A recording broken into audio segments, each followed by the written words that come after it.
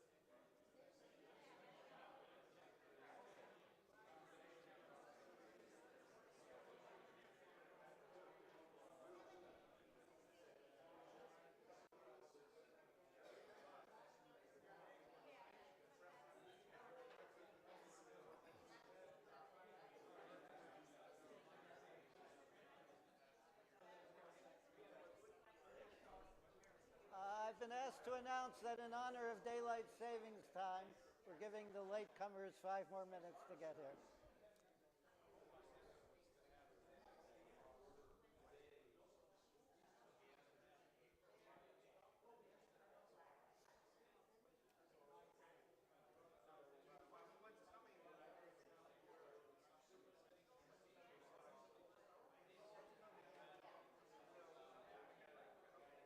Oh, hi.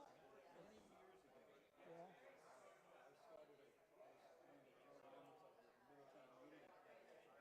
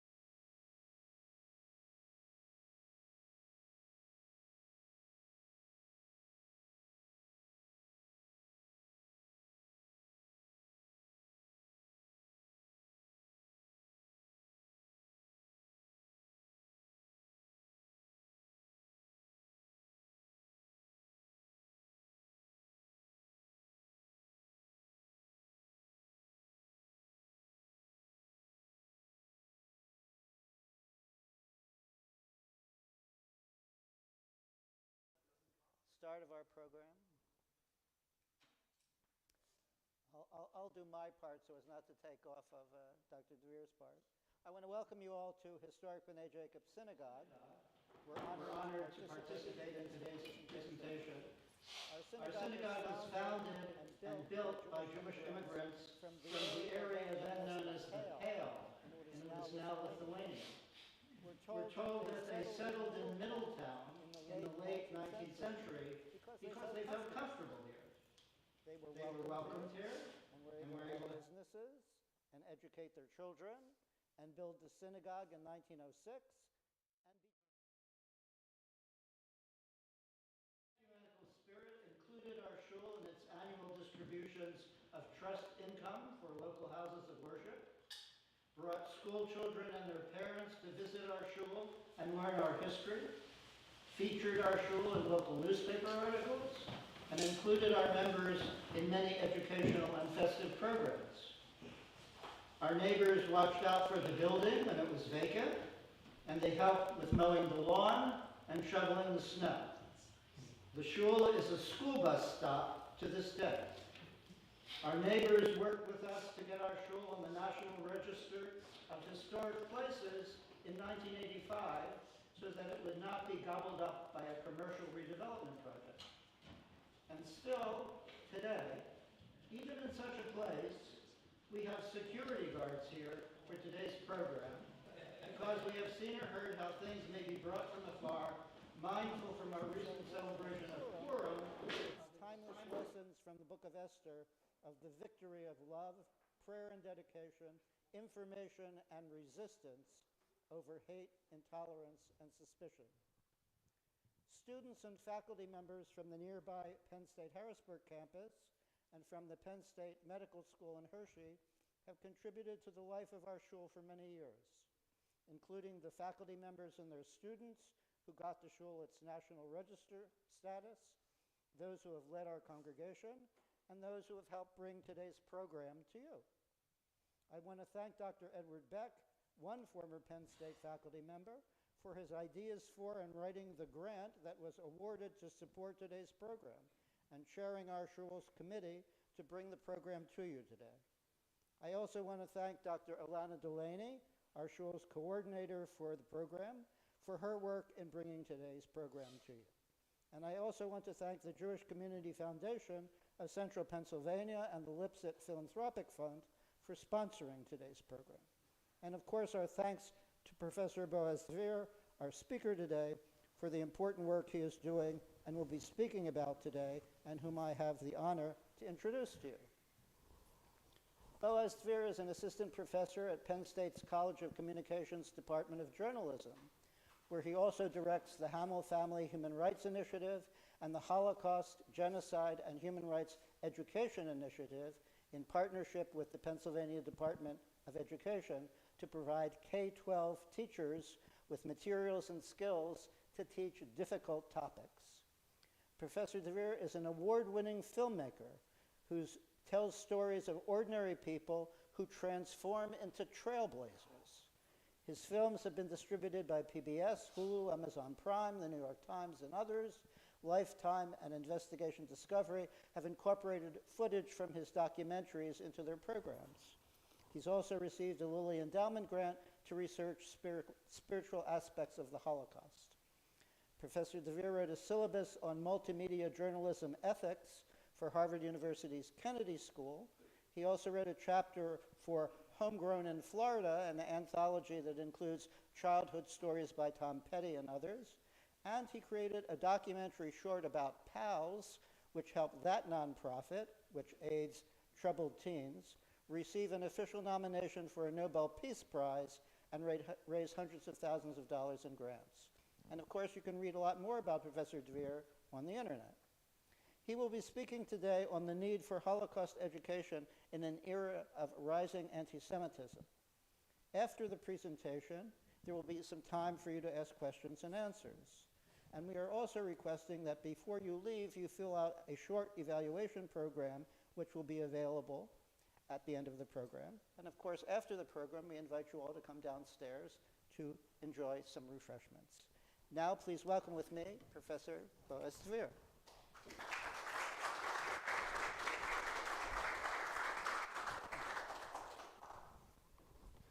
Hello, hello. Thank you for being here. So I'm a secular Israeli, which means the last time I stood at a synagogue on the podium was during my bar mitzvah. I hope you're not planning to throw candy at me at any time. I mean, that was fun then, but, and really, thank you for being here. I thought we would have a very small crowd because Penn State, I don't know if you know, they're playing in, I guess you don't know, otherwise yeah, they're playing for the Big Ten championship at 3:30. I figure everyone would stay home and watch it, but thank you. You're taping the game. I shouldn't give you this. I'll be checking the score in the middle. Don't take it personally. I won't tell you if you're taping the game. I won't mention it. Let me, I am going to look at my cell phone just really quick, but I'm not texting or taking a pic. No, I'm not tweeting or anything. I just want to thank people, and I want to make sure I get it right. So I want to thank first and foremost Ed Beck. I hope you're seeing us. He's zooming in as we speak. Bruce Barron, Larry Kappenstein, yes. Ilana Delaney, there you are. Paulette. Where's Paulette? Yes. I want to thank Ray Rosen and the Rosen family. Thank you so much for your support. I want to thank Vink Hamill, who's also watching us as we speak, Elliot and Sue Weinstein, and our intern Sam. So what we want to talk about today is this notion of, can Holocaust education help solve this problem that we now have? What's the problem? Rising anti-Semitism. Right? That's what we want to explore. And if so, if it can make a difference, how? How can it actually help alleviate the rising tides of hate that we're seeing? And by the way, seeing in strange places, right? Like, it's not like always what you expect, let's say, neo-Nazis or KKK members. Seems to be like popping up in all sorts of peculiar spots in society. Now, if we had the time, and if I had that expertise, maybe we could first explore, well, what is this thing we call anti-Semitism? I'm not an expert on anti-Semitism. I can talk about it just like you could talk about it, you know? We all have our own views on knowledge, first-hand, second-hand. Some of us have faced it personally, maybe in a subtle way, maybe in a more overt way. Some of us know of people. I'm pretty much in that same camp. What I will say in regards to today's topic, which is connecting it to the Holocaust, is that it's clear to me, again, speaking more as a novice on this. I'll get to my expertise soon, and that will be the majority of the talk. But speaking more as a novice on this, I think anti-Semitism post-Holocaust is different than anti-Semitism before the Holocaust. That's my observation. That the two kind of connect so closely today, right? To begin with, you know? Anti-Semites use the Holocaust as a weapon against Jews, denying it, minimizing it, you know? Sometimes just saying you deserved it, or God knows what else. And I think that's just a couple of examples. So I think when we talk about the Holocaust and anti-Semitism, if you think of a Venn diagram, they kind of overlap as topics quite a bit in today's age. But of course, we want to focus on whether or not Holocaust education, particularly in the K-12 space, can alleviate this problem. And if so, how? How can it do that? So if you look at Holocaust education, let's talk about Holocaust education. I do have more knowledge about that than I do about anti-Semitism. And although one other point I want to quickly just make on the side, again, as an observation, not from a point of expertise, about anti-Semitism, is that I think it's not, yes, it's been around for thousands of years, but I don't think it's been around continuously. I think there are examples of places and eras that were devoid of anti-Semitism, interestingly enough, for the most part. Today, here in America, that's not the case, right? That's unfortunately not the case. So when we talk about Holocaust education, it's really interesting. Today, let's talk about today, and then let's talk a little bit about the history of it, and then connect it right back to anti-Semitism. So today, in this country, 22 states require the teaching of the Holocaust at least once in the K-12 space, often more than once. Pretty good. That's like about half the states. And some of them are the bigger states like New York and Florida. So, you know, more than half the country. Now, what's interesting is that even in the other states, the 28 other states, there's an indirect requirement for the teaching of the Holocaust through curriculum and testing. So take South Carolina as an example.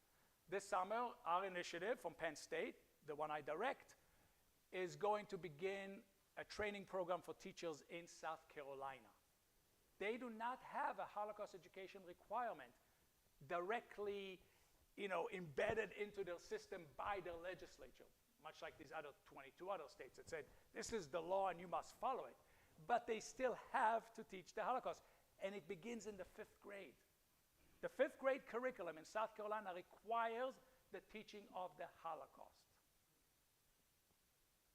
So the Holocaust is taught in America today, number one, so you know that.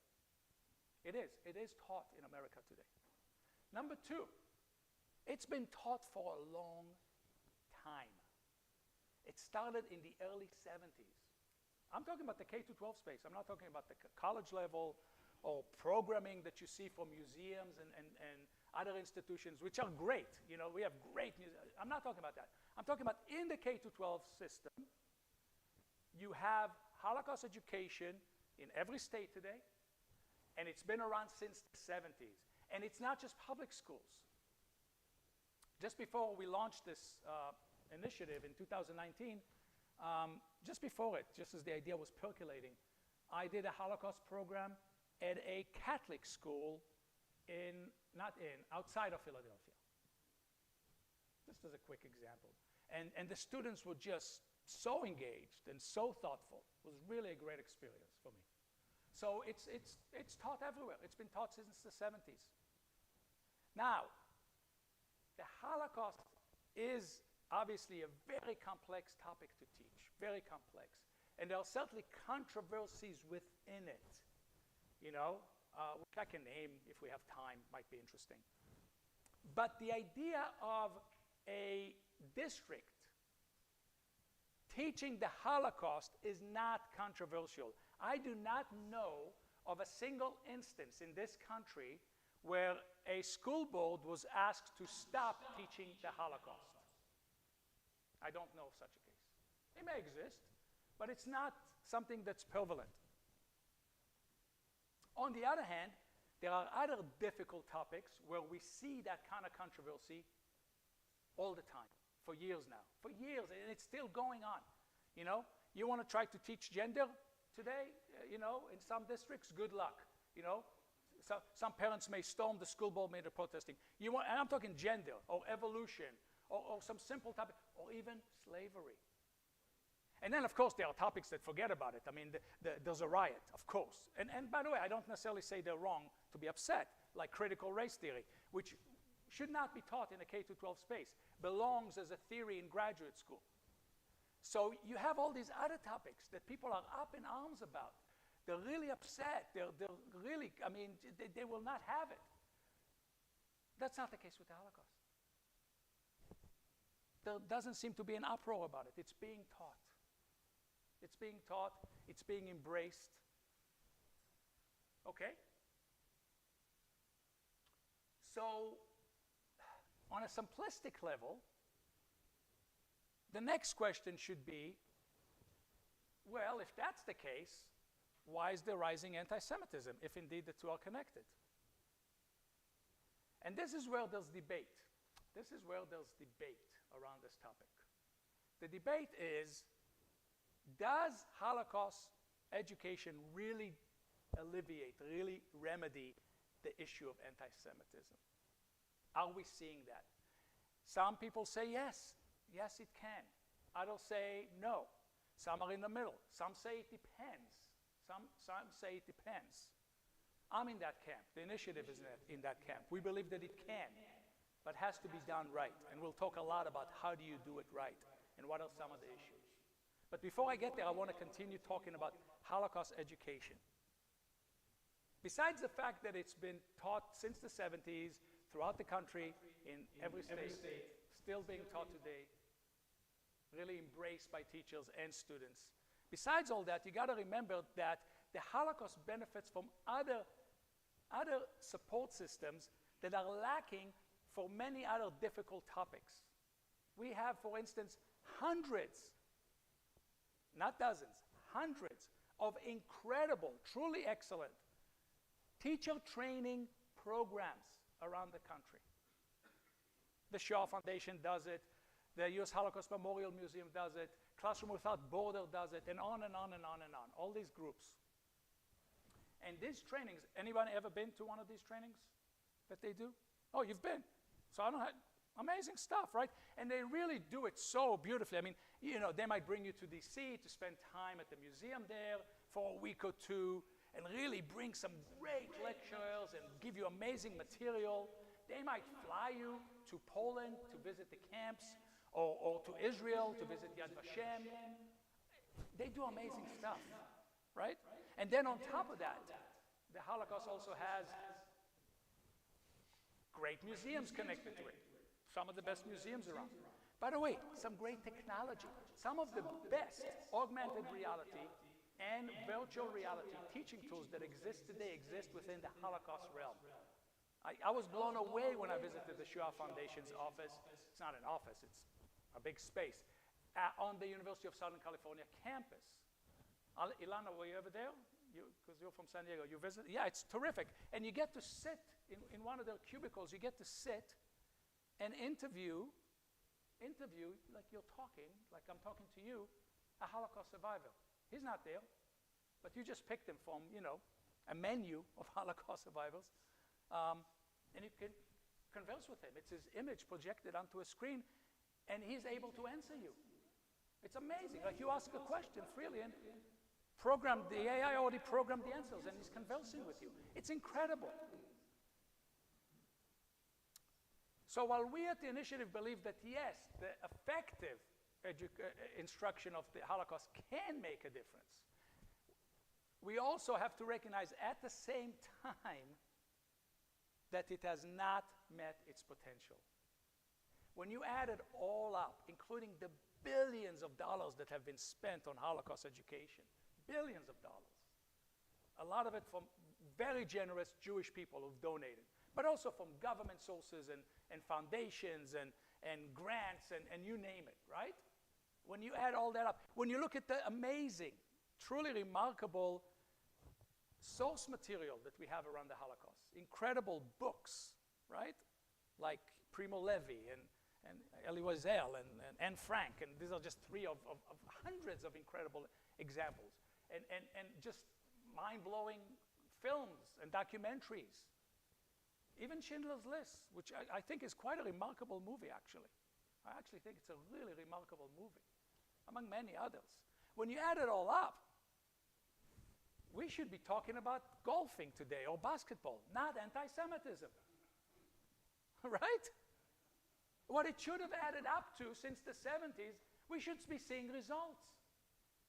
And not just in terms of anti-Semitism, but in other areas too. I'll start from the small and I'll go to the big. Let's start small. Awareness of the Holocaust. Young people should know about the Holocaust, shouldn't they? They should know about it, right? With all this in place, they should at least know about it. I got news for you, they don't know about it. They don't. Study after study shows it. If you start to dig into these studies, it actually gets almost, I hate to use that word, but that's how I couldn't help myself, laughable. Yeah, 4 out of 10 young Americans don't know what the Holocaust is. 7 out of 10 don't know what Auschwitz is. But like 2 out of 10 can't even tell you when the Holocaust happened. Some of them think it happened during the Civil War. That was my reaction. Or the Vietnam War. They don't know about it. I see it. I've been a college professor now for 18 years. I see it. I screened one of my documentaries about a Holocaust survivor named Michel Cogiot at a major university. I won't give the name, I won't embarrass them. They were fabulous. They were really great. I really loved it. And when I go to universities and I do screenings or lectures, I get nice turnouts. But I always look at the audience to see how many undergrads are there. And usually, the majority of the audience are my colleague, professors, and graduate students and community members that come. These are usually open to the public, free events. And I guess, you know, maybe 20 undergrads, usually. You know, that's the truth. I'll have maybe 80 people, and only 15 or 20 will be undergrads. I want to reach the young people, so I look for that.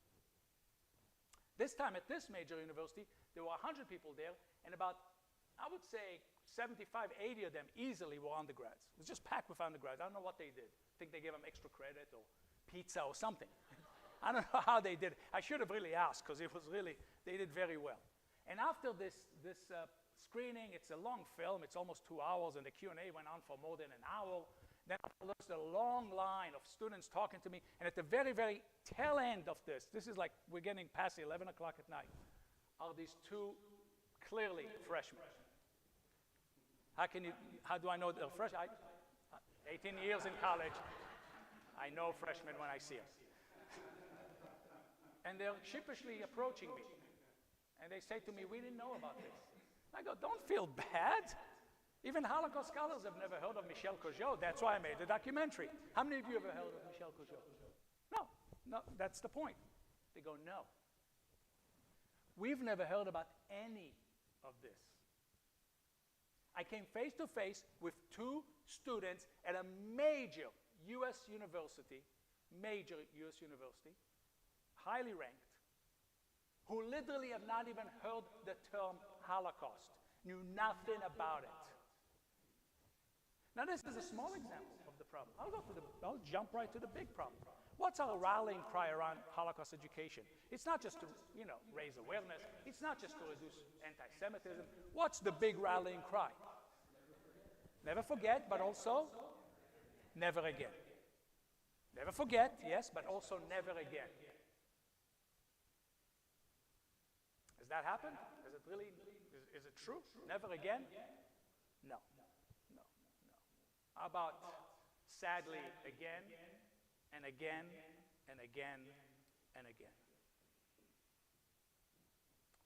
So what's the problem and how can we fix it? I mentioned before that the initiative recognizes these two dichotomies. We recognize that on one hand, Holocaust education, if done right, can make a difference, can even lead to implementing that rallying cry and making it the truth, certainly raising awareness.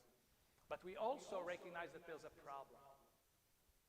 And that's where we come in with a plan, with a new approach that now we know is brand new, that didn't exist, in trying to bridge the gap between this incredible opportunity that we have with all of these laws and resources and investments and source material, with all of that, and translating it into actual results for us, the Jewish people, but also for democracy, for society in general, and for kids, individually, one by one.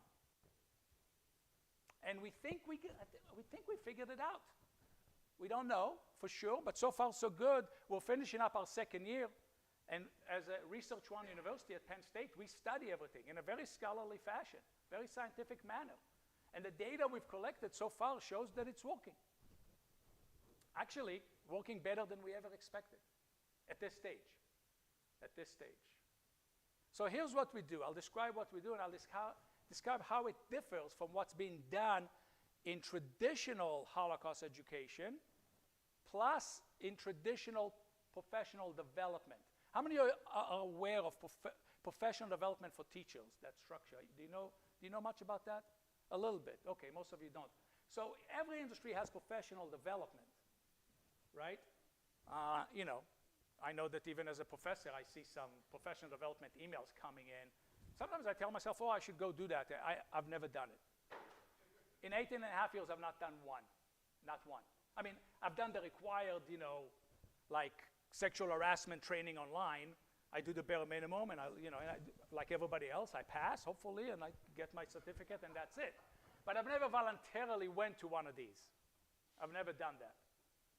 I haven't. But when you're a teacher, it's different. When you're a teacher, your whole career depends on professional development. It's the way you get accredited, certified, recertified. It's the way you get promoted. It's the way you climb up the salary scale. It's really important for the districts. It's usually part of their bargaining agreement with the teacher union. It's like a crucial, it's almost like a do or die. It's really important. So I'm going to compare what we do with both traditional Holocaust education and traditional professional development. And I'll compare what we do. So I'll start with Holocaust education. I mentioned those great programs. What often happens with these great programs is they bring in superstar teachers for a week or 2 or 3, sometimes even a month. They fly them, they wine, they dine them, they give them the best content in the world. Then they send them back home, and then the teachers are to implement what they learn, right? And we have on our team, by the way, many of such participants, including at least 5 U.S. Holocaust Memorial Holocaust Fellows who have been through the whole program. When these teachers come back, they're often tasked with 2 things. One is to produce a project about what they've done, some sort of a project about it, that then they might present to the school or to the community. And second, find a way to fit it into what they have during that school year. This is a problem for 2 reasons. Number 1, the teachers already have way too much on their plate, way too much on their plate. We don't want to add to it, we want to take away from it. Number two, it's an added on project. How long can it really last? Is it sustainable? Can it be effective? And it's so content driven. Does it have the right pedagogy to engage the students in an effective way? So what we do in our program is we not only recommend, we don't even have to insist, it's required in our program that no participant ever takes on anything extra whatsoever. So after customizing each program at the level of the district or whatever other entity with which we're partnering, at that point, we go down to each participant's level and we create a 3-legged stool for them. One leg is, well, and we usually launch in the summer, what difficult topic do you have this year that you're going to have to teach anyway? It might be the Holocaust, but it might be something else. It might be slavery. We have a high school business teacher this year. His difficult topic, is income inequality. So we identify it. That's the topic they're going to have to teach anyway. Now let's help them teach it better. Then we figure out what are some pain points that you're facing under the umbrella of professional development and your career trajectory.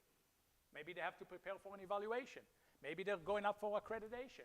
Maybe, they're trying to climb up the salary scale. Maybe it's a couple of pain points. Whatever it is, we solve it for them together as part of the plan. And number 3, we connect it to state standards.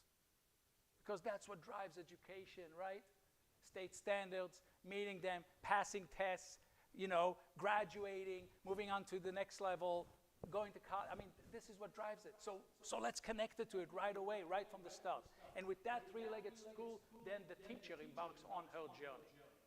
Now I'll continue to compare.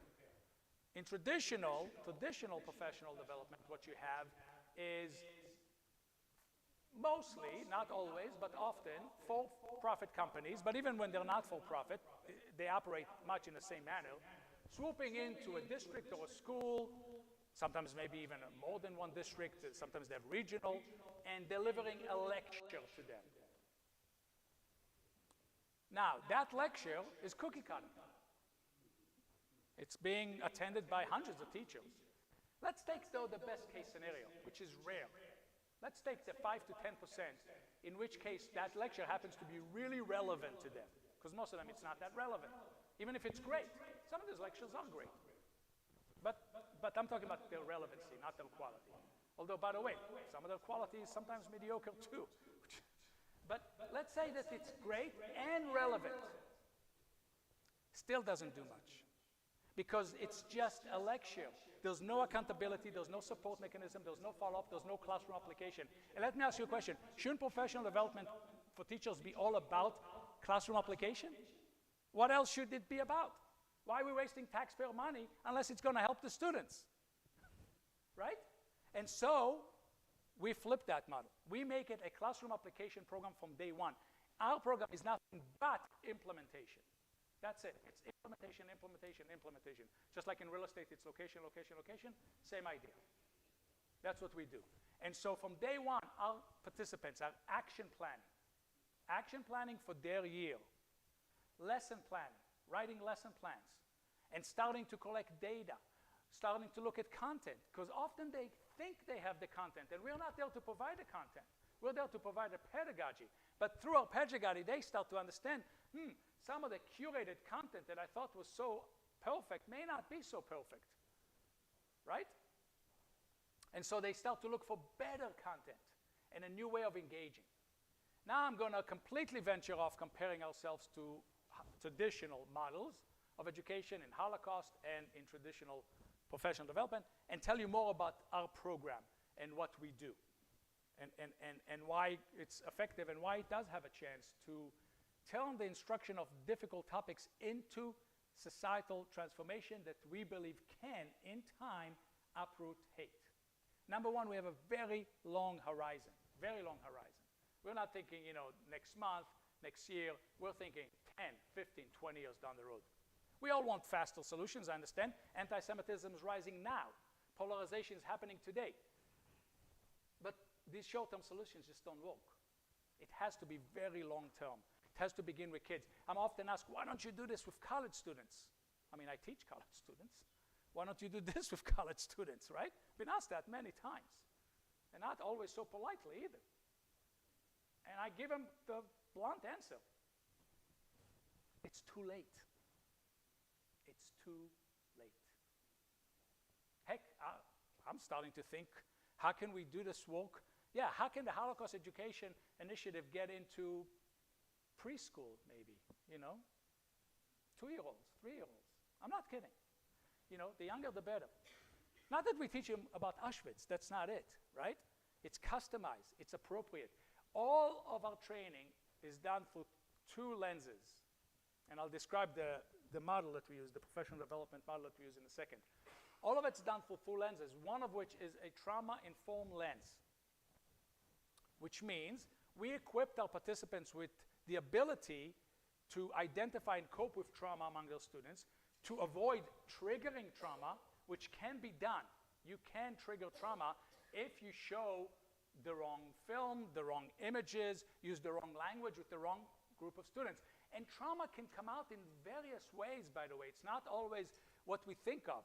I've read a couple of cases about a situation where after they were taught about the Holocaust, middle school students marched through the hallways like Nazi stormtroopers, making the Nazi salute. To me, that sounds like trauma. To me, that sounds like a way they're coping with it versus these kids suddenly turning into, neo-Nazis. That's what it sounds like to me, like a whole group, mass of them. So you have to be careful not to trigger trauma. You have to know that sometimes you have to bring it to the surface if it's there. So that's one lens. The other lens we use is an educational equity lens. Our educational equity lens, much like everything else that we do, by the way, everything else that we do is apolitical. Because we do not deliver content, we do not have a curriculum, we have no agenda, it's purely pedagogical tools, so we're apolitical, and therefore, by the way, we have very strong support on both sides of the aisle. And if you're wondering, well, how is it that far-right Republicans are some of our strongest supporters? I can talk about that maybe during the Q&A. If anyone's interested, I can talk about that some more. But they are. So our educational equity lens is a very simple but powerful one. It says this: every single student counts. Every single student. As you know from the introduction, I make documentaries. I'm a college professor. I was a journalist. As you might guess, yes, me personally, I admit it, I have a soft spot for vulnerable communities. That's me. I do, you know. I like to help high-risk children. That just tags at my heart. But as the director of the initiative, that's irrelevant. It doesn't matter to us. A rich private school is equally important to us as a struggling, poor school in a rough area. There is no difference. And it's not just a philosophy, it's practical. Because guess what? Those kids at that very wealthy school that might have all the resources in the world, they still need this kind of education that they would not otherwise get. And I'll describe what the students get out of it in a minute, and you'll see. They wouldn't otherwise get that. And they need it for their own lives, and our society needs for them to have it. So all schools count. Public, private, parochial. We've talked to the Catholic Diocese. We're working with the Navajo Nation out in Arizona. It doesn't matter to us. We finally did meet with a private school. Usually when we meet with a partner, it's via Zoom, or maybe one of us will go over there and meet with them in person in a little office somewhere, you know. This private school, 5 of their executives came up in a van that they rented, and they drove up the night before, stayed in a really nice hotel, you know. For all I know, they might have played golf, spent a whole day with us. So yes, they have different resources. We recognize that. We didn't treat them any differently. We didn't look down on them. Their students, their teachers matter to us equally. So those are the 2 lenses we use. The mechanism that we use, I just wanted to see how am I doing with time. Okay? Okay. Because we do want to have a Q&A. The mechanism that we use is called inquiry. How many of you have heard the term inquiry in education? Have you ever heard inquiry? So usually that term is used in social science. There is a mechanism in social sciences called inquiry that does overlap with the professional development mechanism that we utilize, in a sense that it focuses on questioning rather than giving answers. But they have the same name. They're really 2 different things. The model that we use has been around for many decades. It is exalted, studied, and utilized at the higher education level in a way that is mostly intellectual. Like you might have, I know, a bunch of professors who study it and know all about it and think it's the best thing in the world. They don't necessarily use it themselves. It's kind of an interesting animal. It's way, way, way underutilized in our educational system because it has been proven by researchers over and over again in countless studies to be by far the most effective mechanism. It's really a shame that it's underutilized, and we have often found that when it is used, it's not truly used the right way. People don't really get it. It's a shame. So we use that mechanism. Our innovation, besides the 2 lenses that we bring to it, is that we marry it to difficult topics. You see, what's interesting about this is even inquiry, which has been around for decades and has been studied so much, has never been used with difficult topics. It's been used with reading and math and science and what you think of as education. It's been used to help teachers become action researchers and own their own practice. It's been used but it has never been coupled with the instruction of difficult topics. And at first glance, it's peculiar. But when you look under the hood, it isn't. People are afraid to touch difficult topics. They're controversial. It's a minefield. And in fact, what happens with teachers most of the time is they just shy away from it, which means they might not teach it at all, skip it, or they might rush through it or just deliver the basic facts at the students. What we show the teachers is we can help you not just do this bravely and confidently with a support system in place in a way that emboldens you, but we can help you really reach much higher educational objectives, much higher than the simple dissemination of knowledge. I'm not against the dissemination of knowledge.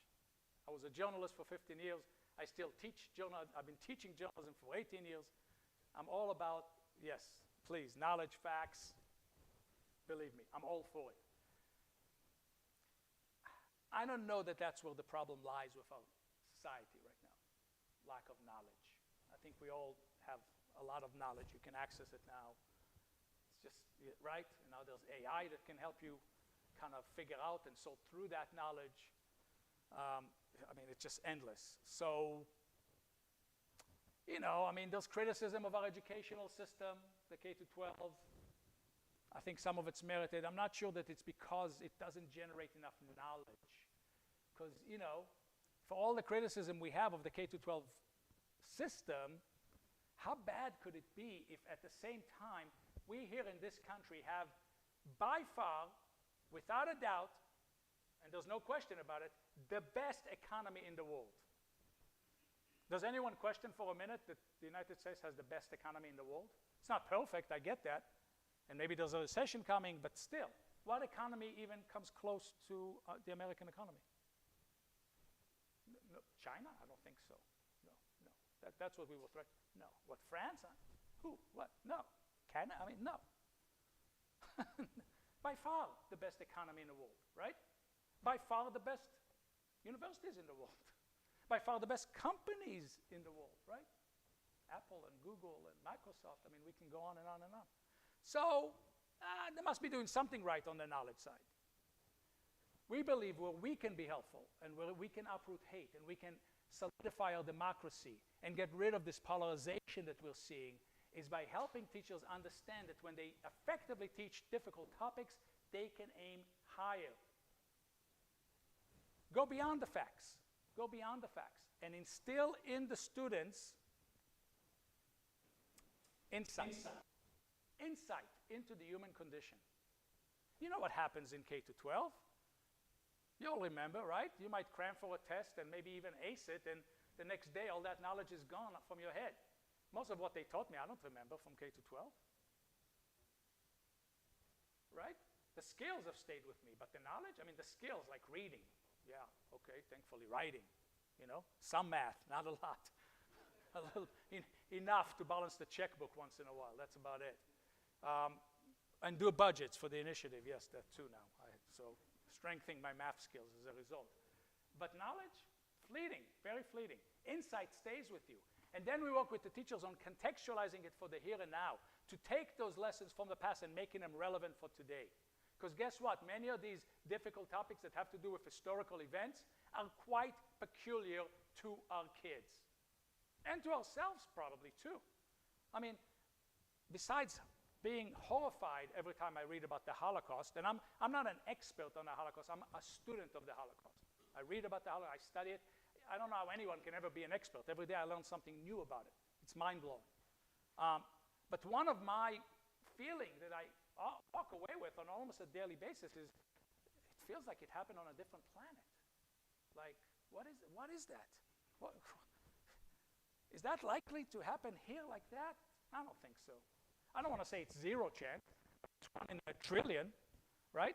But at the same time, there are lessons we can draw from 1930s Germany and Europe and America, 1930s America, that could be applicable for today. That's different. That can help us with the real current problems, and we have plenty of them here now.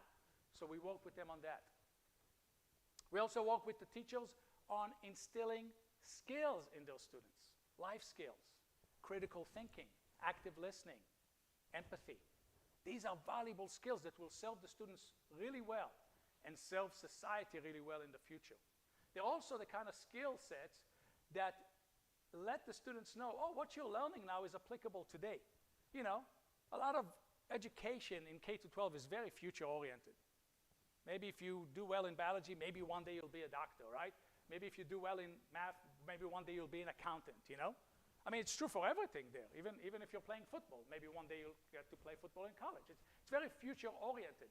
But these kind of skills, you develop critical thinking, you develop empathy, suddenly your social connections get better. Suddenly you can navigate life better. Suddenly you can determine as a kid what the truth is for yourself. So no matter what you might hear online, or from your friends, or from your strange, feisty, uncle at Thanksgiving, you'll determine what the truth is. You'll figure it out, and you'll decide what to do about it. We also work with the teachers on enabling those students to strengthen their identities and sharpen their perspectives. See, what's happening right now in practically every classroom, I've not seen an exception yet other than what happens through our program. I'm sure they exist, but they're very rare. Again, I've not come across them. Is that principals, teachers are simply prohibiting political speech in their classrooms. They just don't allow it so that there isn't a big fight, right? That's a shame. That's a shame. We work with the teachers on turning that around and creating safe zones where every student feels comfortable and safe to voice their opinions, voice their concerns, raise questions, and strengthen their perspective and identity. Because when they want to be heard, then they better listen. When they want to be respected, then they have to respect others. And now suddenly what was once, a no politics zone becomes this safe environment for students where they can conduct civil and productive civic discourse, which in time, not today, not tomorrow, but 10 years, 15 years, if we do this in enough classrooms, will change society. They say we argue too much. I say we don't argue enough in our society. That's the problem. We all go into our echo chambers and complain about each other. Them, right? These people. We should get together and talk. It's okay, different points of view. Every Sunday, I get on a call with one of my best friends, and sometimes it luckily doesn't happen, but quite often it happens. We get into a political debate. He's on one side. I can let you guess what it is. I'm on the other side. You probably already know what that is. We've done this now at least 20 years, this phone call. It's a 20-year long, every Sunday phone. God forbid if I don't call. Texts and all sorts of, and he'll call my wife, And it's great. And he's one of my best friends in the world. And so, so it's good. We argue politics. Have we ever agreed?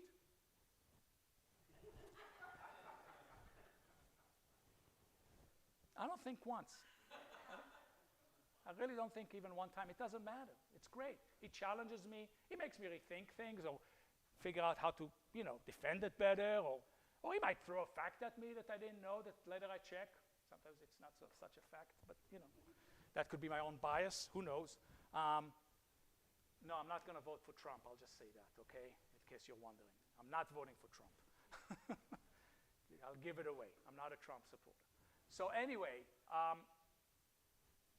it's healthy. It's important. It makes our society better. And where do we begin and end this is in the K-12 space. If we do it there, then our society changes. If we don't, then we're just going to keep doing this again and again. It's actually going to get worse. It's that simple. So I see all the classrooms on the Pennsylvania map where teachers now have adapted our skill set to do this and to create civil discourse as point of light. And when we see all these points of light throughout the country, I'll know that we're on the right path to changing our way.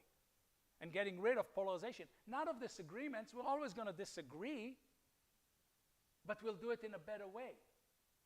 And when these kids start to see that other kids have other perspectives, other identities, and that's actually enriching to their life, and it doesn't threaten them. On the contrary, it helps them solidify who they are with empathy and critical thinking. Well, then, you start to get rid of hate. You start to uproot hate, including anti-Semitism. So it's really not about awareness, right? Because awareness by itself is not going to do it. That's the other problem with Holocaust education. So much of it rests on the idea that if they know about it, then they will change. There's just not enough evidence to show that. There are, bits and pieces of some data that shows really effective instruction of the Holocaust can make a difference and reduce anti-Semitism. Great. We want to make it all effective. But I think even then, either that effective instruction was not so fact-based and there were other aspects of it that emotionally engaged the students, or, maybe the results are not as strong as we think they are, or maybe they wouldn't have been anti-Semitic to begin with, but they could have still benefited from this kind of instruction. You don't have to, be an anti-Semite or a racist to benefit from growing up in a school system where you are empowered as a kid. We don't have agency for our children in this society, and I think that's a good thing for the most part, being a father of twin boys who are 6 years old and our 2 tornadoes who, go through the house destroying everything in their path on a daily basis, I don't think 8-year-olds should be driving. I don't think 9-year-olds should be smoking. I'm against all that. But when it comes to the instruction of difficult topics, we would benefit greatly by giving students agency. Because then the students can focus on what they want to learn. You see, what we do with our teachers is we take them from sages on the stage. I know that's hypocritical, me saying it. But like I said, I usually don't stand on a podium. And if it wasn't for the camera and the beamer in the middle, I probably would come down and speak with you. But, we take them from sages on the stage, and they're great at it. Many of them are great sages, to facilitators. We move them down and help them set the stage for learning. Instead of standing there and delivering answers at their kids, answers, right? The teachers deliver information, answers, take questions. We say, forget all that. Give agency to the kids. Work with the kids on developing questions. Give them that skill set. That's where innovation comes from. Oh yeah, right? We're also the most innovative society in the world by far. Who's second to us in innovation? China? I don't think so. France? No. So let's keep that going, right? Well, coming up with questions is what drives innovation. And our kids, and I can tell you, seeing my own students at the college level, are not being given those skill sets anymore. They're so focused on absorbing information and regurgitating it that they forget that what's more important is knowing how to come up with compelling questions. So let's do that instead with the students, and then let them decide how to drive it and go figure out the truth for themselves and what to do with it. That becomes an experience for the students, and that's going to stay with them, and that's going to change them and transform them, and that's where we can get rid of anti-Semitism. That's how we do it. Not by, more great content and more trips to Poland. No. We should take all of that and throw it into a program like this. We would love to be replicated. We don't have to be the only ones doing it. We're building a model. We're a university. We're a nonprofit. We're not trying to own it or make it proprietary. On the contrary, we're about to submit our 3rd paper to a peer-reviewed journal showing what we do to others so they can adapt it too. And use it, because otherwise, honestly, we may be wasting our time. And I don't know that we can afford to waste more time right now in this world. I just don't know, or waste money. I think we have to be wiser about our investments and our interactions with students. Through Holocaust education, we have an incredible opportunity to engage with students, with kids in this society. Let's use it wisely. Let's be innovative about it. Let's not just keep doing the same thing over and over again as we've done for 50 years, hoping we'll see different results, because we're not seeing different results. We're seeing the same results again and again and again. So that's my point.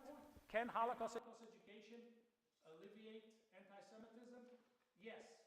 But it has to be approached in a new, innovative, bold way. I'll take questions if anyone has any questions.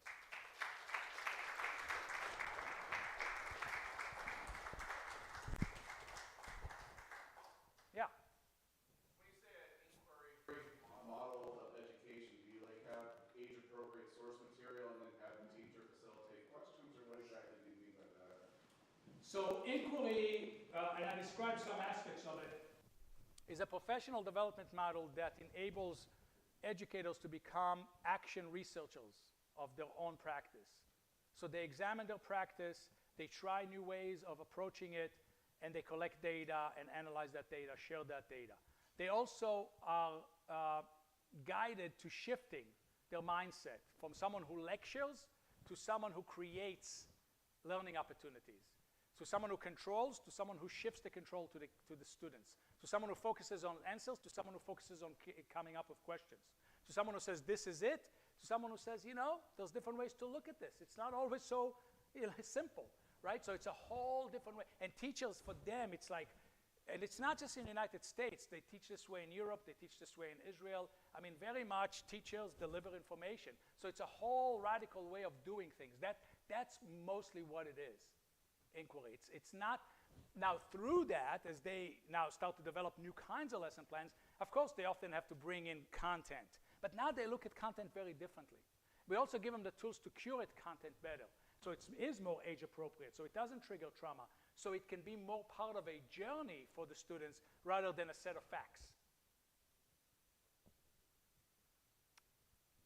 Yeah? I love your ideas. They're wonderful. You love what? I love your ideas. They're Oh, wonderful. thank you. My question is that intuitively, ultimately the school bell rings and you go home. I'd like to know what evidence you have or what your thoughts are, because they go home and yes, maybe they now know how to ask questions, but they face their parents, their role models, their sports heroes, their music heroes, many of whom are sprouting something about hate. How do you feel that will work, or how do you feel that works? Do you feel that really the students are going to say, no, you know, that's not true. I know my sports hero is saying the world is flat, but he can't be right, or how is that going to play out? I think in several ways. I'll jump to the least obvious, but more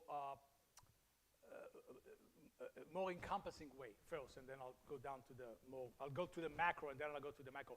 On a macro level, we believe that if we transform K-12 education into this model, teaching all, they have a lot of difficult topics, so I'm not even worried about them teaching it this way when it comes to other, like reading and math, that doesn't matter. But if all these really difficult topics, like I said, evolution, gender, civil war, slavery, Holocaust, others, on and all these topics, right?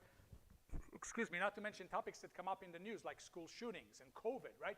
If all of these now are, let's say every teacher in this country teaches that way, we'll have a tipping point. We'll have a tipping point where society it's a new society.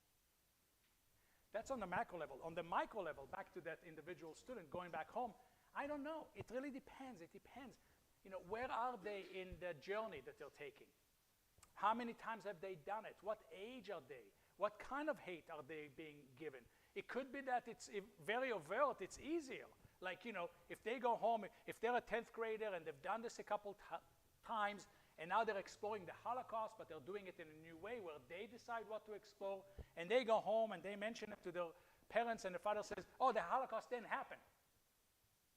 That might be easier. The student might say, this isn't what the teacher told me. This is what I discovered the Holocaust for myself. I did it. I looked at it. I saw the facts. It's undeniable. Now, whether or not that kid says it to their parents, they're going to think that. What could be more dangerous, and I think will take even more time, are the more subtle points of hate that they might get, right? Because again, if the student just learned this, and you know that, I mean, I tapped my 6-year-old on the back yesterday. Just tapped him on the back for no reason, you know. And he said to me, don't you know that can make a kid choke? I just read that. He can't even really read. I just read that makes a kid, can make a kid choke, you know. They're not, I mean, if they discover the facts for themselves, they're not shy about, you know, they're not gonna just take it. If it's more subtle, if the father says, you know, the Jews really like to make a big hoopla about that, versus it didn't happen, it can get murky. So I don't know. It really depends who the students is, who the parents are. What I do know is that it puts all of these students in a new position. Where are they on the spectrum? I don't know, but they're on the spectrum. Whereas before they were just being influenced, right? And now they're not. Now they might be here and not quite ready to confront their father, or they might be right here in their father's face. I don't know. But I know that through this, we're putting them on a new line and a new path that collectively will transform society if we do it. I'd love to take more questions. Yes? I have one, Professor. I grew up in a Jewish neighborhood, and it was in the 60s, so we didn't have Holocaust education. But my history teacher, who was also the principal of our Hebrew school, made sure that the kids in our class, and it was probably 50%, 60% Jewish kids, knew what the Holocaust was. He would show a film called Let My People Go. I don't know if you've ever seen that. documentary, very old Oh, so documentary. this was in school they did this? In school. So you did have Holocaust education? Because of Mr. Moscow. Yeah. Because of, it wasn't part of the curriculum, Right. but he chose to do that on his own. So I guess as Manfred Moscow and the Holocaust survivors that I grew up with in my neighborhood start dying out, and they've already started dying out, in the future, will that hinder the impetus for further Holocaust education because they're, out of sight, out of mind, they're not there anymore, we don't really see Holocaust survivors, and in the future, do you think that will diminish the need for, or the... Look, I mean, here's the truth. I'm amazed that the Holocaust is taught in the United States. I came here to this country, I was 13, So I did middle school and high school here. And I was taught about the Holocaust at least twice during that time. Not once in all those years, through middle school and high school, not one time in any class was slavery ever mentioned. Not once. And that's still the case today. You know that there are kids graduating our American education system will never learn about slavery. Can you imagine a kid graduating from school in Germany and never learning about the Holocaust? I'm not equating the two, I'm just saying, so I'm amazed that we teach the Holocaust at all. I'm grateful for it. It seems like it's going to stick around, but we're not getting the effect out of it because we're focusing on awareness, focusing on facts. If we let the kids explore what they want around this topic of the Holocaust, right? And focus on questions and making it relevant and exploring it for themselves and figuring out the truth and then seeing what they want to do about it, I think it can have a much more lasting effect. And we can also, at the same time, as a side effect, raise awareness. So we don't have 7 out of 10 kids, not knowing what Auschwitz is, 4 out of 10 not knowing what the Holocaust is at all, and, a couple of them not knowing that it didn't happen in the Civil War of Vietnam, right? So I think we can make it stronger. I also think that we as Jewish people who care about Holocaust education need to broaden our definition. I think instead of focusing, and I'm the grandson of Holocaust survivors, and I've devoted a big part of my life to the Holocaust. Not an expert, but I've done a lot of projects around the Holocaust. A lot. Films and lectures and presentations and research and articles and on and on and on and on. So I want it to be remembered, personally. But I think we need to broaden it. I think we need to ask ourselves, what is it that we seek through this kind of education? And aim for those goals no matter how we get there. So sometimes it's not a straight line. If we can uproot anti-Semitism through effective instruction of all difficult topics like slavery, isn't that what we ultimately want? Right? Yes? Right up front, I'm on my 3rd page of notes. Okay. It's fascinating, and of course, I believed and agreed with everything you were saying before I walked in. You're just reinforcing everything, and a brilliant presentation, and all sorts of fabulous things. I serve on a local school board, and of course, thankfully, in where we are, this is not true of all of our local school boards in central Pennsylvania, we've not had the CRT movement come in, or the anti-CRT. By the way, we don't teach CRT in any of our schools, you know that. Yeah, of course. And sitting next to me, it just happens to be our history department chair for our school district. Great. We're getting ready to have a conversation about, of course, the African-American AP course that's got so much precedent. But here's my real question. I'm listening to all this and I'm going, absolutely right. I think we're about to do something with professional development for our students, potentially our teachers, I should say, which goes to our students. So here's the real question. As we and, folks like the two of us, obviously, I shouldn't speak for him, obviously agree with you, are convinced that we need to do these sorts of things. There are clearly opponents, I don't want to get political, but there are clearly opponents that are going to say, you're indoctrinating our children, you're brainwashing our children. So I'm already thinking of ways to fight against that nonsense. And I'm asking for your help to do that. Excellent question. Thank you. And let's exchange business cards. We're going to. Maybe we can bring the initiative to your district. Well, absolutely. Let's do it. So we are the antidote to that. We are the antidote. We have faced zero controversy, zero. We're apolitical, and we have strong support on both sides of the aisle. I mentioned earlier why. So why do, for example, even far-right politicians support us?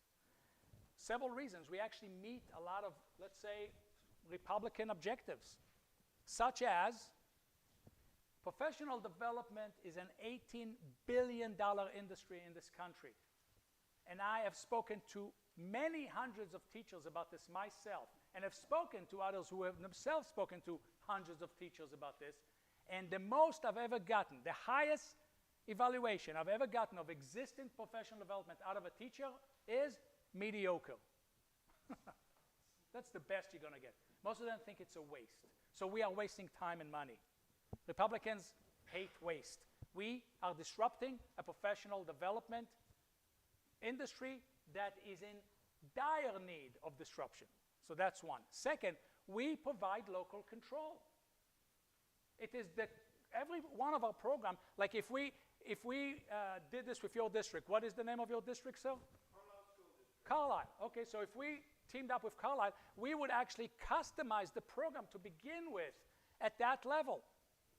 Along many, by the way, different lines. For instance, do you want to create one that's required for certain teachers or opt-in? Do you want it to be for just a certain group of teachers, like social studies in high school, or all teachers? Do you want it to be all educators? Some of our programs have not just teachers, but also principals, and you know, we have school counselors and school psychologists, right? So we customize it.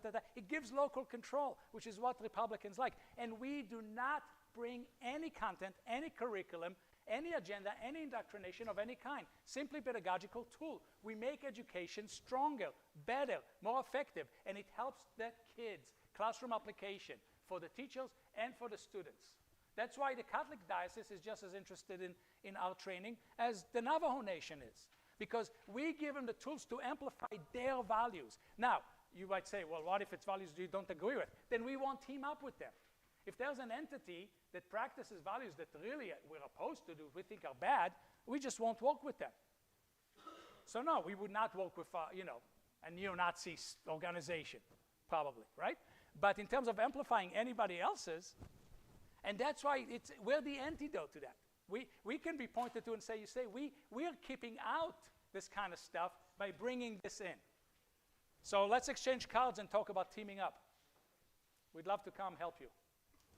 Yeah. Hey, I'm Jeff Colbert. I'm a professor of American Studies here at Harrisburg.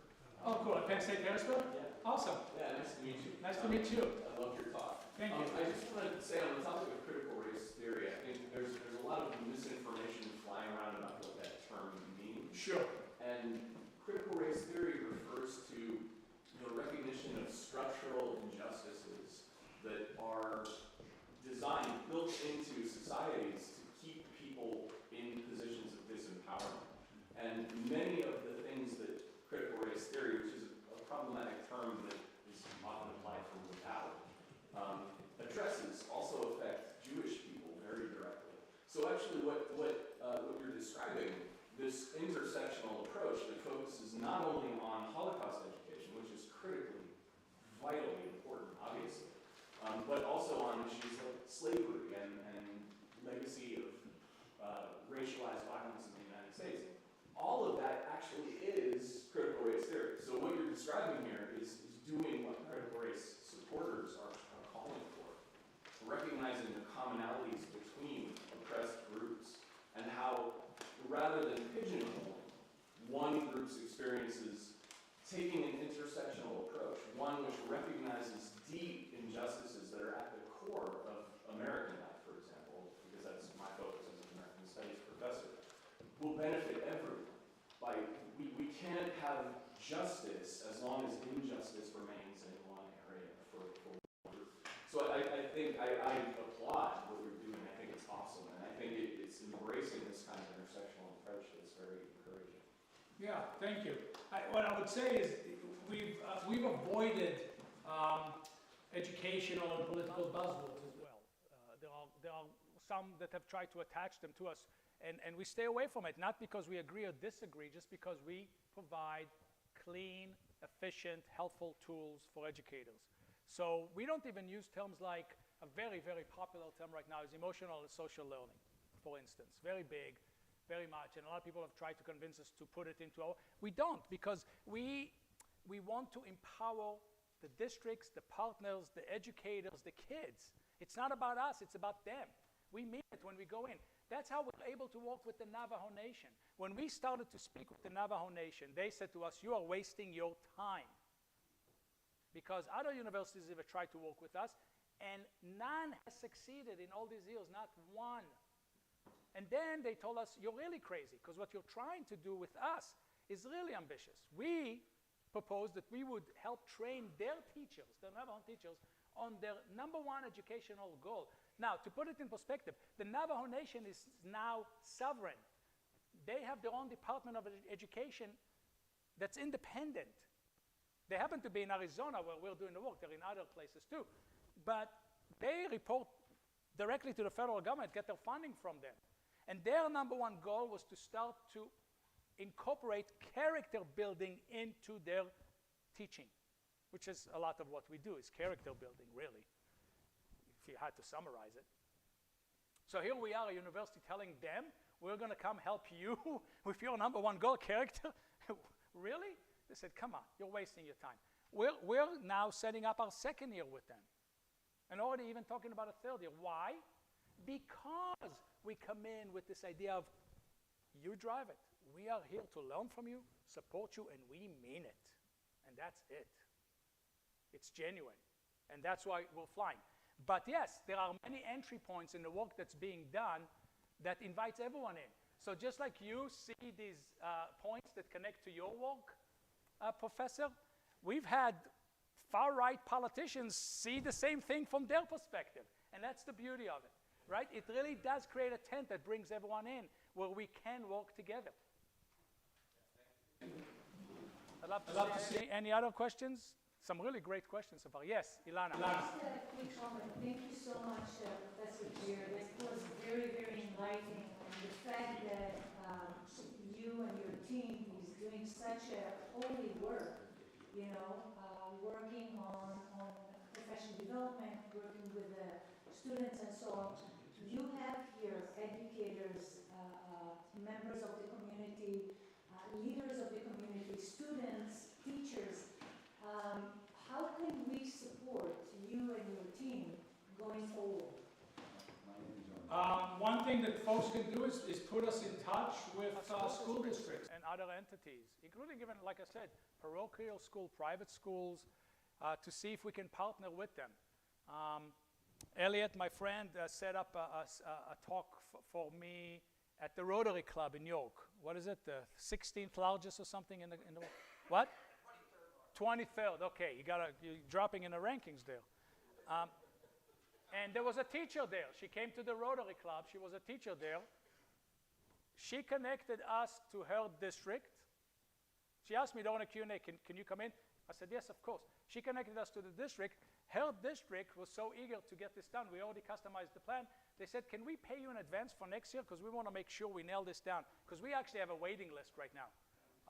We actually have a waiting list. So yeah, sometimes this is how this happens. We're not out there yet making a push, promoting it, because we would be overwhelmed. We're not quite ready. We want to make sure that the quality of each and every one of our partnership is at the very, very top.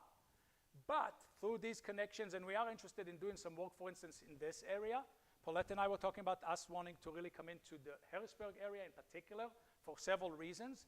And so if someone knows someone that would benefit from this, please connect us to them. That would be the number one thing. Yeah. Everyone will appreciate if you can fill out the short assessment that we have so we know how to progress and improve and so on, and maybe bring more plans like this and programs like this here. We have lovely receptions downstairs if you'd like to continue talking, schmoozing, and so on. Take your time on